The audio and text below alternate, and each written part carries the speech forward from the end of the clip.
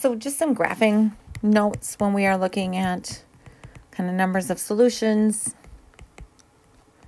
So first off, we have our quadrants. Our quadrants are labeled 1, 2, 3, 4. They're often written with Roman numerals, but just so you kind of know when we talk about the quadrants, where the numbers are and what those numbers mean.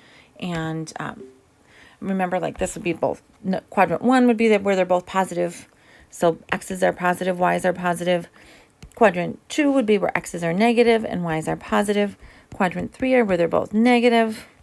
And quadrant 4, we have positive x's and negative y's. If they're on the axes, we have our x-axis and our y-axis. That's kind of not necessarily considered in a particular quadrant because it's dividing up our quadrants. So if I'm asking you for one solution, that means it can only touch the graph once. So one solution, combining both my words. So if it's one solution, it has to touch somewhere on the x-axis. So I could have somewhere over here in a particular quadrant. I could have them over here. And remember, those x values are going to keep going, but when we ask for a particular quadrant, we're talking about where that vertex of our graph would be touching. And again, it could go either up or down. So we'd have to look and see if I gave you specific instructions about what quadrant. So that would be where we have one solution. To have two solutions, remember, a solution is where it touches the x-axis. I have, again, options where I can go up or down. So I'd have to make sure that my vertex, though, is not on the x-axis. It can be on the y-axis. There's nothing wrong if I had it up here. And again, we'd go down, or we could have a graph going up or down. Oops, not there. It can't stop there.